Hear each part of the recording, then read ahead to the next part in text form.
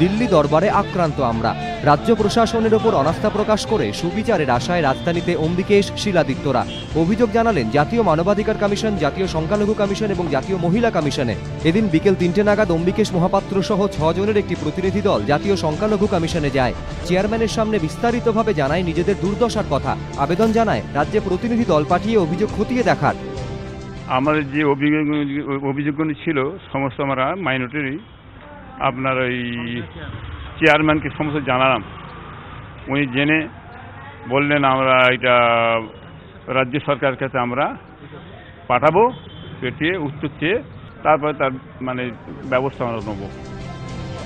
অভিযোগ শোনার পর জাতীয় সংখ্যালঘু কমিশনের চেয়ারম্যান নাসিম আহমেদ বলেন, সংবাদ মাধ্যম থেকে জেনেছি পশ্চিমবঙ্গে সংখ্যালঘুদের অধিকাংশই শাসক দলে ভোট দিয়েছে। তাও কেন এত অভিযোগ কমিশন খতিয়ে দেখবে। প্রয়োজনে রাজ্যে প্রতিনিধি দল পাঠানো হবে, রাজ্য সরকারের বক্তব্য জানতে চাওয়া হবে, তারপর পরবর্তী পদক্ষেপ নেওয়া হবে।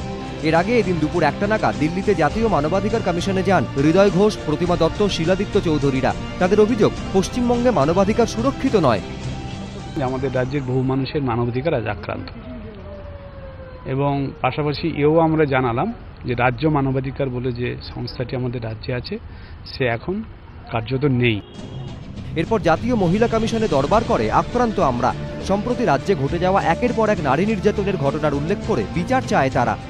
আমরা এতদিন ধরে কি আন্দোলন করেছি, কি প্রতিবাদ করেছি, কিন্তু কিছুই আমরা পাইনি। শুধু আশ্বাস, প্রতিশ্রুতি এইগুলোই পেয়েছি, কিন্তু একরাশ আশা নিয়ে আবার ভাবতে পারিনি যে আবার দিল্লির দ্বারস্থ হতে হবে। আমরা আমাদের পশ্চিমবঙ্গের অবস্থাটা জানালাম যে মেয়েদের উপরে কিভাবে অত্যাচার হচ্ছে।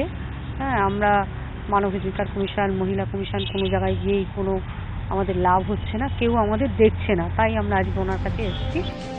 মঙ্গলবার যন্তর মন্তরে অবস্থানে বসবেন আক্রান্ত আমরা সংগঠনের সদস্যরা। পরিকল্পনা রয়েছে রাষ্ট্রপতি এবং কেন্দ্রীয় স্বরাষ্ট্রমন্ত্রীর সঙ্গে দেখা করারও। সোমবার সকালেই দিল্লি পৌঁছয় আক্রান্ত আমরার 52 জনের প্রতিনিধি দল। মনে ক্ষোভ আর চোখে সুবিচারের আশা নিয়ে দিনভর রাজধানীতে দরবার করেন তারা। কামদুনি, ধূপগুড়ি, হাওড়া কিংবা শুটিয়া সব মিলেমিশে একাকার। আমরা আক্রান্ত সদস্যরা রাজধানীর রাজপথে সকাল থেকে বিকেল কেন্দ্রীয় সরকারের কমিশন থেকে আরেক দপ্তর, অন্য দপ্তর বিভিন্ন জায়গায় ঘুরে বেড়ালেন, স্মারকলিপি দিলেন। সুবিচার কতদিনে পাবেন সেই প্রশ্নের উত্তর দেবে সময়। ক্যামেরায় অজয় দাসের সঙ্গে দিল্লি থেকে বিজেন্দ্র সিংহ এবং রাজস্বী দত্তগুপ্ত, এবিপি আনন্দ।